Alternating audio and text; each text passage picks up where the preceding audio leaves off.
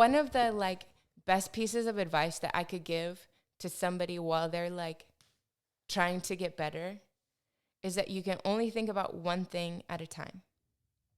That's it. So you have the option that you can be out there judging yourself, telling yourself, why is this taking so long? I can't believe I can't learn this. This is really, everybody else can do this. Or you can think about the thing that's going to like wait for the top of the wake. Whatever it is, keep your arms in. Whatever it is, you can focus on that, or you can be busy berating yourself. You can't do both. And if you're out there going like, I need this trick, but like I can't learn it, blah, blah, blah, blah, blah. You are not thinking about the thing that is the key. So whatever it is, like you need to shut that off until you're off the water. You can go through your breakdown later, but like you can't do it while you're trying to get better. It just doesn't work. And that is my like literal best piece of advice. Okay, so at the cable and on a boat, I feel like you always see a lot of people, I'm just kind of re-emphasizing this, is that you see someone who maybe isn't an experienced coach, but they're a good rider, and the person comes back, either they're trying a trick or they're just trying to get up, and they give you 6 different things to try and remember.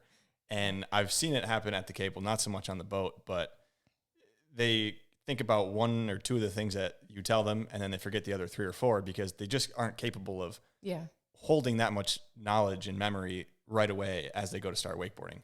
So segueing off of that, not so much on the cable, but more on the boat, what are the key things just for someone who wants to learn how to get up on a wakeboard? So people out there, if you're having someone who is on your boat, they never wakeboarded, what are the key things, not 10 things, but the key few things that you would tell someone? Right. Okay.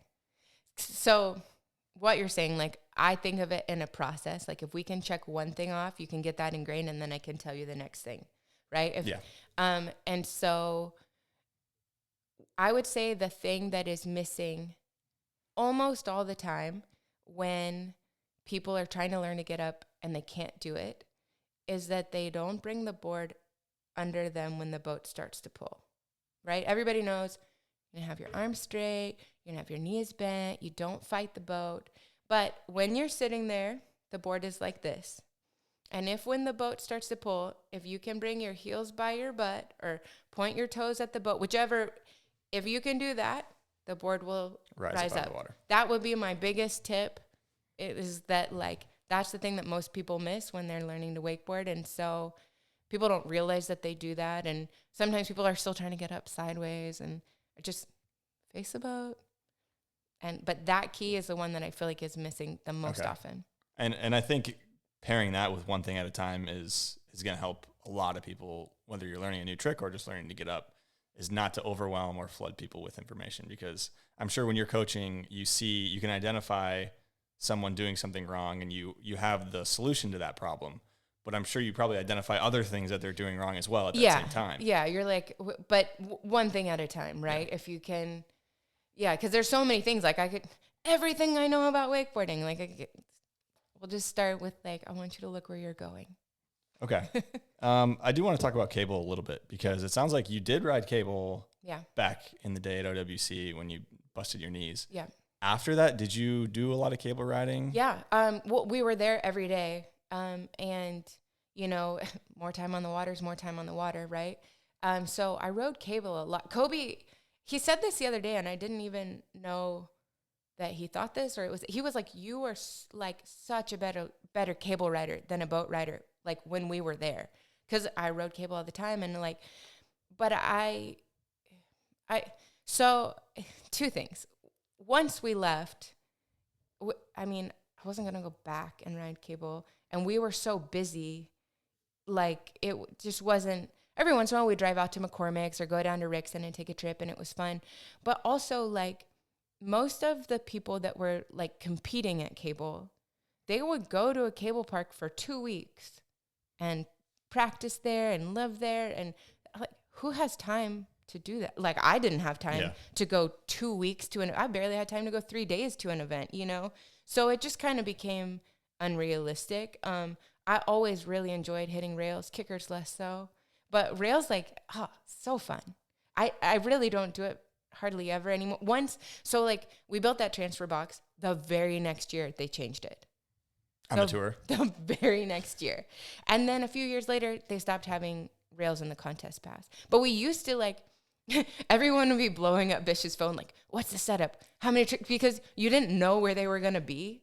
And so you'd like think you had a run and you'd be like, okay, 2 tricks, rail, 1 trick, rail, blah. And then you'd get there and you're like, shoot, I have actually only 1 hit before, or I have 3 hits. And you're like trying to change your run every time. And it was fun though. I enjoyed having that as a component, but obviously it's simpler not. Yeah. So you were an athlete and a coach for basically, I would say, most of your professional career, if not entire career. It's again, like Kobe's my like biggest influence, and he's always kind of like, yeah, you like an athlete will, you know, ride and have fun and get really good, and then they'll get good sponsors, and then they'll have responsibilities, and then, you know, and they'll start doing, and I was like, I got great sponsors at the beginning and responsibilities at the beginning. I've never just, hey, it's just me, I just want to play around. Like I have that more now because like there's new owners at Freedom, and I'm just coaching there like a couple of days a week. And so now like I have a boat at my house. I never did before. We just kept them at the school because I was there 100% of the time. Yeah. So like now I have a boat in my backyard. It's totally different. But I just didn't have that at the beginning because we pretty much were always coaching. Yeah. Yeah.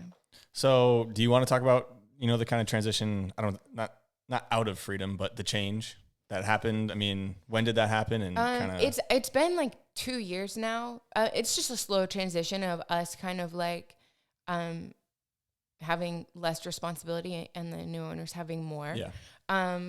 But they wanted to buy it and we were like, okay, you know, like I think it was time at that point, you know, we've been coaching like 15 years or something, and having people in your house 100% of the time. And like, again, I had a blast. I loved it. But towards the end, I kind of started realizing that I didn't do a very good job of giving myself time to like rest and recover. And so there's just a like energy burnout of like not being able to like, it wasn't maintainable. Like it was an amazing chapter and now it's time for another one. But like we joke, like running a school is super easy. You just can't do anything else.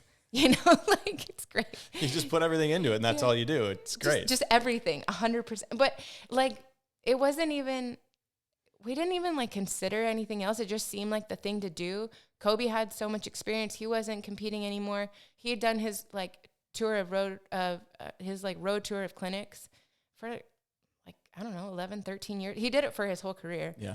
And then I just had a mind for coaching, and I really enjoyed being able to like bring people, you know, like along in their whatever their goals were.